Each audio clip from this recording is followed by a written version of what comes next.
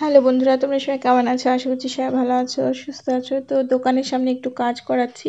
তো এখানে কিছুটা রাবিশ নিয়েছিলাম, তো সেটাকেই সামনে দিয়ে দিয়েছি, কারণ প্রচুর ধুলাবালি ওড়ে।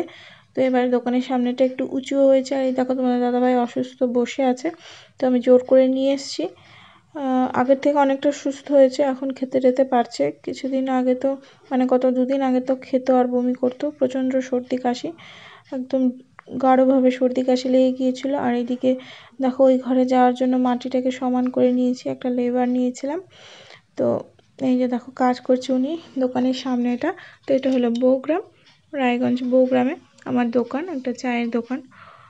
আর কিছুটা কাজ করালাম। দেখো, এখনও রোদ আছে, বিকেল বাজে 4:30।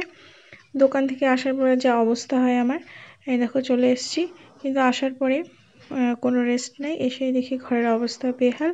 তো আমার ছেলে অর্ধেক শুয়ে থাকবে, হয়তো কম্বল আছে নেই, এই যে মশারিটা টানিয়ে দিয়েছি। আর তোমাদের দাদাভাই ভিতরে ঢুকে গেছে। দেখো, এখানে বালতি টালতি নিয়ে নিয়েছে, তেল, খাবার, জল সব কাছেই নেওয়া আছে, কারণ কখন কাশতে কাশতে বমি করে দেবে। আর এদিকে এই দেখো, এই হলো অবস্থা। তো আমি এসে মশারিটা আগে চলে গেছে ভিডিওটা। তো মশারিটা আগে, এটা হলো অবস্থা। আর মশারি টানিয়ে দেওয়ার পরে তোমাদের সঙ্গে শেয়ার করলাম। তো এই দেখো, অর্ধেক ঝুলে আছে লেপ, কম্বল, বালাপোষ। তো এদেরকে টেনে টেনে উপরে উঠাবো। আর একটা জিনিস দেখাই তোমাদেরকে। তো এই দেখো, আদি সুন্দর করে একটা আর্ট করেছে, একটা না দুটো আর্ট করেছে। তো সেই দুটোকে আমি বাঁধিয়ে দিয়েছি। কেমন হয়েছে অবশ্যই বলো। টাটা।